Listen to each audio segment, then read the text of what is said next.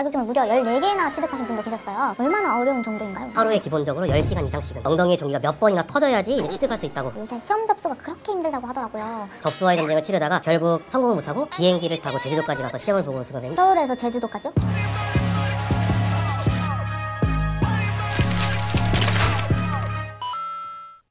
안녕하세요. 에듀윌 기술 자격증 PD 김혜진입니다. 전기가 머니 13화 촬영에도 우리 전기기사 하상호 교수님 모시고 재밌는 이야기를 한번 해볼까 하는데요. 먼저 교수님 간단하게 소개 부탁드립니다. 안녕하세요. 에듀윌 전기기사에서 전기설비 기술기준 과목을 강의하고 있는 하상호입니다. 만나서 반갑습니다. 전기가 머니 13화까지 오니까 어떤 이야기를 좀 해야 재미가 있을까라는 고민이 생기더라고요. 팀원들을 모아서 회의를 한번 해봤는데 기술 자격증 수험생분들이 공부를 하면서 좀 있는 재밌는 에피소드를 한번 달아보면 좋을 것 같다라는 생각이 들어서 교수님의 에피소드를 한번 탈탈 털어보려고 만반의 준비를 하고 왔습니다. 같이 가보시죠. 굿! 첫 번째로 나눠볼 에피소드는 나는 자격증 몇 개까지 따봤다 인데요. 커뮤니티에 보니까 자격증 개수 자랑을 좀 많이 하시더라고요. 최근에 제가 본 글 중에서는 전기기사, 가스기사, 수질 환경기사, 소방설비기사, 가스기능장, 가스기술사 등등 해서 자격증을 무려 14개나 취득하신 분도 계셨어요. 그래서 보통 기술 자격증을 몇 개까지 취득을 하시는지 좀 궁금해져서 교수님께 좀 질문을 드려보려고 합니다. 케바케인 것 같아요. 왜냐면은 본인이 근무할 여건에 필요한 자격증 또는 취업을 하기 위해서 가산점 등등을 얻기 위해서 취득하는 자격증이 전부 다르기 때문에 평균적으로 개수를 말씀드리는 건 조금 조심스러울 것 같은데요. 보통 2개 이상은 취득하는 것으로 저는 알고 있습니다. 보통 2개 정도인데 그럼 14개 취득하신 분은 엄청 많이 취득하셨어요. 대단하신 거죠. 넘사벽인 거죠. 그러니까 너무 놀랐어요, 저도. 제 입장에서는 공부를 해본 적이 없으니까 기사랑 기능장, 기술사 이렇게 3가지 자격증 난이도 차이가 어느 정도인지 감이 안 오거든요. 그래서 기술사가 특히 엄청난 자격증이라고 하는데 얼마나 어려운 정도인가요? 기술사라고 하면 자격증 쪽에서 가장 상위 등급에 있는 자격이라는 건 다들 알고 계실 거예요. 소위 걸어다니는 중소기업이라고도 이야기를 하죠. 기술사 강의하시는 분께 잠깐 들었던 이야기로는 일을 아예 하지 않는다는 전제 조건 하에서 밥 먹는 시간만 빼고 나머지는 의자에 앉아서 공부하면서 엉덩이의 종기가 몇 번이나 터져야지 이제 취득할 수 있다고 얘기를 들은 적이 있었습니다. 그러면 밥 먹고 잠자는 시간 빼고 계속 공부를 해야 한다. 그렇죠. 하루에 기본적으로 10시간 이상씩은 해야 된다고 얘기를 들었어요. 엄청난데요? 걸어다니는 중소기업 이렇게 생각하시면 돼요.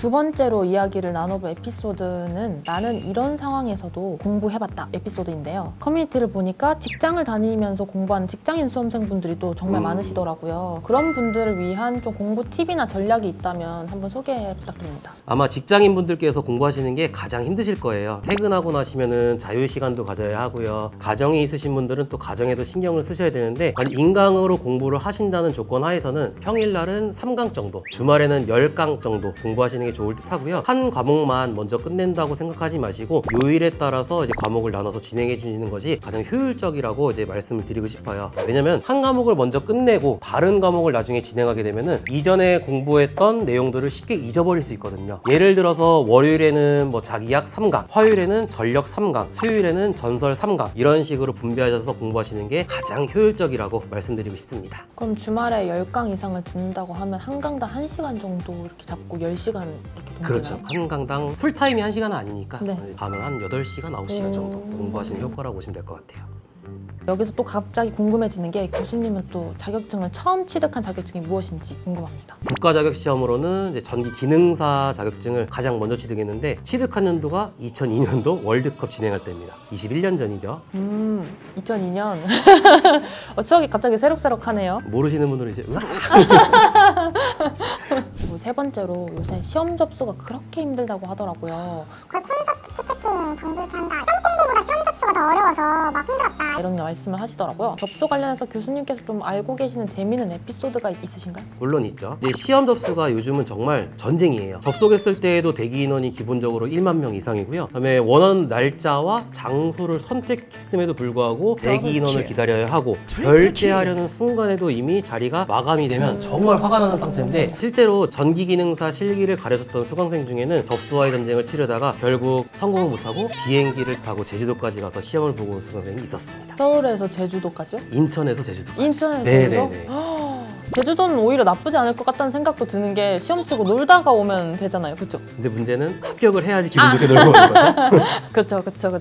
교수님께서도 시험장을 가신 일이 많으셨을 네, 것 같은데 이때 뭐 기억에 남는 에피소드가 있는지 조금 궁금하거든요. 저는 뭐 이제 에듀윌 저희 회원분들을 위해 응원하기 위해서 한번 시험장을 방문한 적이 있는데 그때 입실 마감 시간이 다 돼서 응원 도구들 이런 거 현수 막 다 정리하고 있는데 갑자기 막 뛰어오시는 거예요, 누가. 네. 그래서 여기 어느 중학교 맞죠? 이렇게 질문하시는데 그 중학교가 아니었거든요. 네. 찾아보니까 바로 옆에 비슷한 이름의 중학교가 또 있더라고요. 헐레벌떡 뛰어가시는 거 봤었는데 그분이 시험을 잘 치셨을지 저도 참 궁금합니다. 지금은 교수님도 이런 에피소드 혹시 있으신가요? 수강생분들을 응원하러 시험장 가고 이제 으쌰으쌰 하고 있는데 교재랑 계산기, 필통 등등을 모든 준비를 완벽하게 해왔는데도 불구하고 하필이면 신분증을 가져오지 않아서 시험을 응시하지 못했던 수강생이 있었어요. 그래서 여러분은 꼭 준비물 전날 밤에 확인하셔서 잘 챙겨가시기 바라겠습니다. 신분증 검사를 일일이 다 하시나요? 네, 맞습니다. 수험표랑 신분증이랑 일일이 대조하면서 얼굴을 확인하래요.